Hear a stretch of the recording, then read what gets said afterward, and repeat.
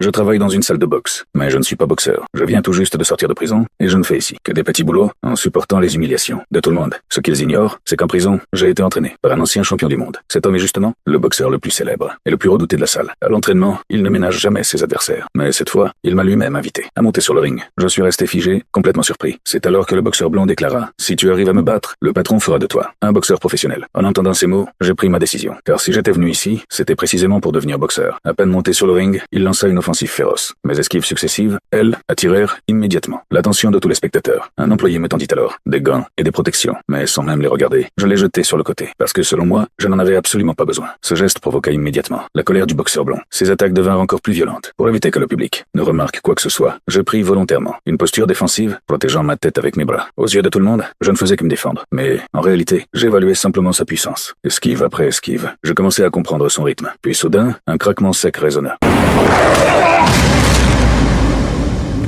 dans toute la salle. Le silence tomba instantanément. Personne n'arrivait à croire ce qu'il venait de voir. Je possédais une force bien plus terrifiante qu'il ne l'imaginait. Le boxeur blond s'effondra à genoux, le visage déformé par la douleur. Pourtant, ce qui me surprit le plus, c'est que le patron ne tint pas sa promesse. Au lieu de cela, il me mit directement à la porte. J'étais déçu, mais je n'y accordais pas plus d'importance que ça, car la boxe que j'avais forgée en prison m'en finirait forcément par prouver sa valeur. À ce moment-là, un tournoi clandestin de boxe illégale s'apprêtait à commencer. Les combattants les plus redoutables de la salle étaient presque tous présents. Un seul manquait à l'appel. Le boxeur blond, car je lui avais brisé la main. Peu de temps après, le patron tomba sur la vidéo où je mettais le boxeur blond hors de combat. C'est alors qu'il comprit enfin que j'étais peu être l'homme capable de lui apporter un miracle. Au même moment, j'étais assis sur un trottoir en train de boire une bière avec un ancien compagnon de cellule, sans me douter un instant que le tournant le plus important de ma vie était sur le point d'arriver.